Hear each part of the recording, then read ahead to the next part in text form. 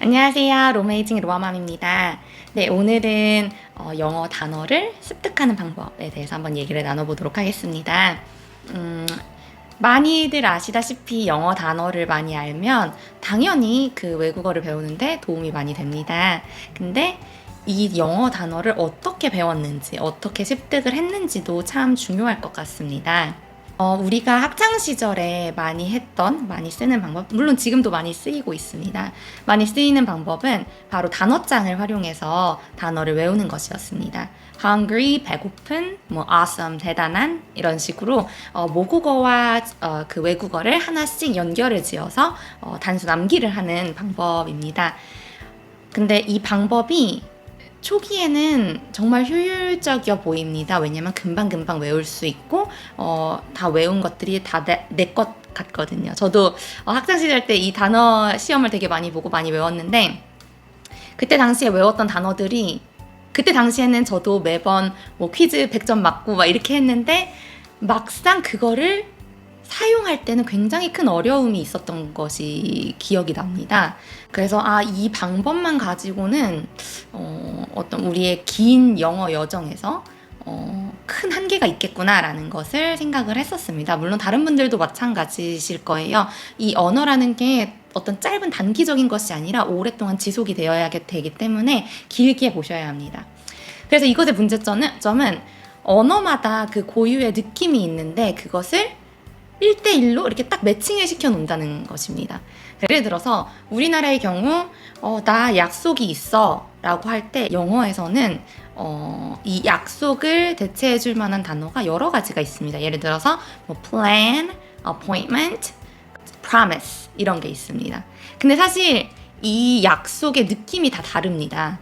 plan은 보통 우리가 친구들과 가벼운 만남을 할 때 plan을 쓰고 appointment는 병원이라든지 어떤 업무적인 약속, 그리고 promise는 너 이거 약속 지켜야 돼 할 때 그 약속. 그래서 이렇게 사용하는 곳이 다 다른데 단어책을 보면 appointment 약속, promise 약속.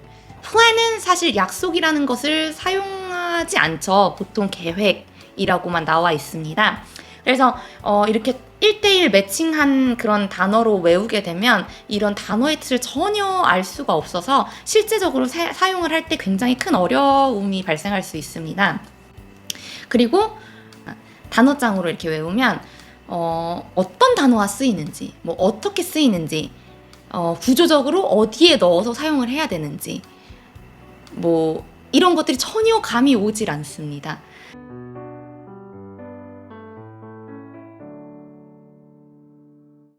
그래서 그것보다 더 좋은 방법은 이제 문맥을 활용해서 습득을 하는 것입니다. 맥락이 있는 그 상황에서 습득을 하는 것이 가장 좋습니다. 맥락을 통해서 습득을 할 때 이거는 언어뿐만 아니라 그냥 전반적인 어떤 우리 뇌가 정보를 처리할 때 맥락을 통해서 습득한 것은 장기 기억으로 남는데 굉장히 큰 도움을 준다는 것은 이미 많이 알려진 사실입니다.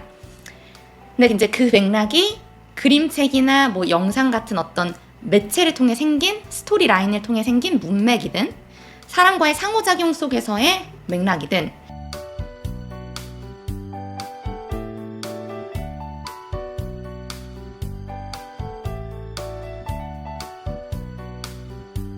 그 맥락이 있는 곳에서 그 단어를 습득을 하면 내가 원하는 곳에서 이 단어를 사용할 때 더 정확하고 더 빠르게 불러내 올 수 있다는 연구 결과들이 있습니다. 그러면 이렇게 습득한 단어들이 하나 둘씩 쌓이기 시작하면 전체적인 우리 긴 영어 여정에서 볼 때 훨씬 효율적이고 효과적입니다. 생각해 보시면 학창 시절에 외웠던 단어가 1000개인데 그 1000개를 다 사용하실 수 있나요?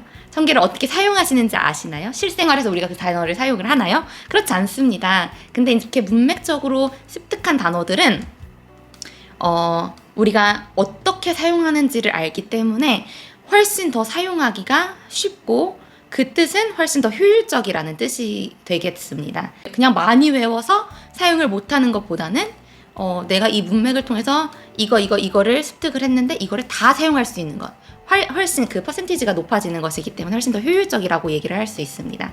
저는 사람과의 상호작용을 통한 그 습득을 굉장히 강조를 하고 있는데요.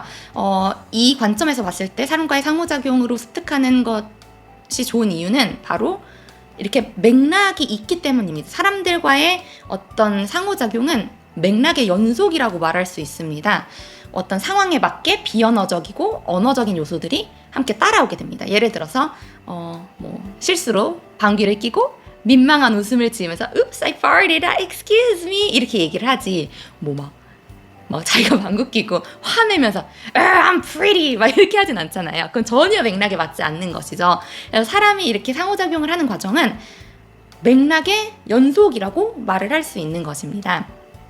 다른 예로 Do you want water? 이라는 뜻을 아이가 몰랐는데 엄마가 물을 들고 아이한테 문장의 끝을 높이면서 Do you want water? Water? 이렇게 합니다. 그러면 아이들은 이게 무슨 뜻인지는 모르지만 정확히는 모르지만 엄마의 이 제스처, 톤, 표정 엄마가 이 말을 하기 전에 상황 이것이 맥락이 되겠죠. 예를 들어서 5살 아이가 엄마한테 엄마 물 주세요 라고 한국말로 한 경우 또는 15개월 아기가 자기 물통을 가리키면서 이렇게 엄마한테 표시를 하는 경우 이런 상황 이런 모든 전반적인 것을 통해서 아이는 유추를 합니다. 그래서 엄마가 나한테 물을 먹을 것인지 물어보는 것이구나 라고 추측을 할 수 있는 것이죠. 대부분 그림책, 영상 이런 것은 어떤 스토리가 있습니다. 캐릭터가 있고 이렇게 스토리가 진행이 되면서 그 문맥이 생기는데 문맥뿐 아니라 거기 안에는 그림 그리고 어떤 어려운 단어, 처음 듣는 단어를 얘기를 하고 그 단어를 그 바로 뒤에 설명을 해주는 어떤 문장들이 있기도 하고 또 엄마가 읽어줄 때는 읽어주는 사람의 표정, 제스처, 톤 그리고 영상의 경우는 그 캐릭터의 표정, 제스처, 톤 영상에서는 좀 더 더해서 음악이라든지 배경음악, 효과음 등 아이가 이 뜻을 유추할 수 있는 그런 힌트들로 가득합니다. 그래서 아이들이 훨씬 무슨 뜻인지 유추를 해내면서 자연스럽게 습득을 하기 참 좋은 환경이죠. 아이에게 영어를 해줄 때도 그래서 맥락을 만들어서 해주시면 참 좋습니다. Hungry는 배고프다는 뜻이야. Help me는 도와달라는 뜻이야. 어떤 카드를 보여주면서 사자, lion 이렇게 하는 것보다 인형을 가지고 상황극을 펼치거나 아니면 아이가 직접 경험하는 그 상황에서 적절한 문장을 얘기를 해주거나 카드를 가지고 한다고 해도 카드를 가지고 어떤 상황극을 한다거나 아니면 어떤 게임 활동을 한다거나 그런 그 상황에서 아이가 경험하는 이 상대방의 제스처, 톤, 표정 그리고 어떤 그림들 이런 거를 통해서 아이가 오래 기억하는데 참 도움을 많이 줍니다. 이거 하나하나가 다 아이들한테 힌트가 돼서 아이들이 새로 기억해낼 때 그런 중요한 요소들로 작용을 하는 것이죠.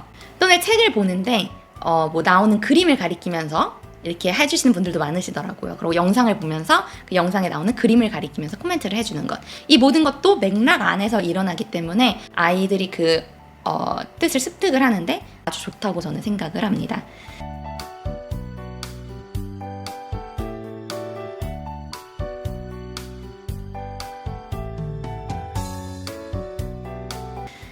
이렇게 맥락 안에서 습득을 할 때 좋은 점은 아이들이 문장 전체를 이렇게 통으로 흡수를 하기도 한다는 것입니다. 모국어, 외국어 단어를 1대1로 연결지어서 할 때는 그 단어의 뜻만 외우게 되는데 맥락으로 하면 그 문장 전체를 이렇게 흡수를 해버려서 문장 구조나 문법을 학습을 통해서가 아니고 그냥 자연스럽게 흡수를 할 수 있습니다. 습득을 할 수 있습니다.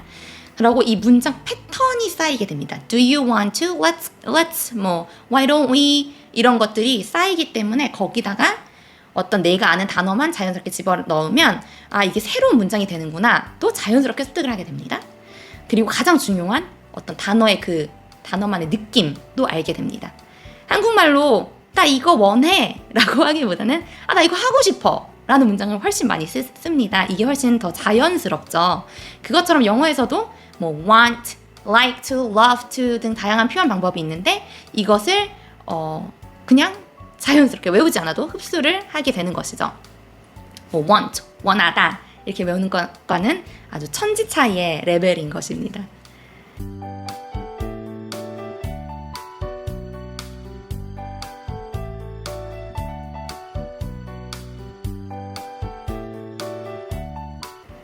정리를 하자면 맥락이 있는 상황에서 습득하는 단어가 오래 기억될 뿐만 아니라 어떤 문장 구조, 문법, 또 어떤 단어와 함께 쓰이는지, 어떤 느낌의 단어인지 등등등 자연스럽게 이렇게 습득할 수 있고 체득을 할 수 있기 때문에 전체적인 이 긴 영어 여정에서 볼 때 훨씬 효과적이다 라는 것입니다. 그리고 그 방법은 어떻게 해야 되는가? 이 방법은 스토리 문맥이 있는 어떤 책이나 영상을 활용하거나 실생활에서 적절한 그 표현들을 해주는 것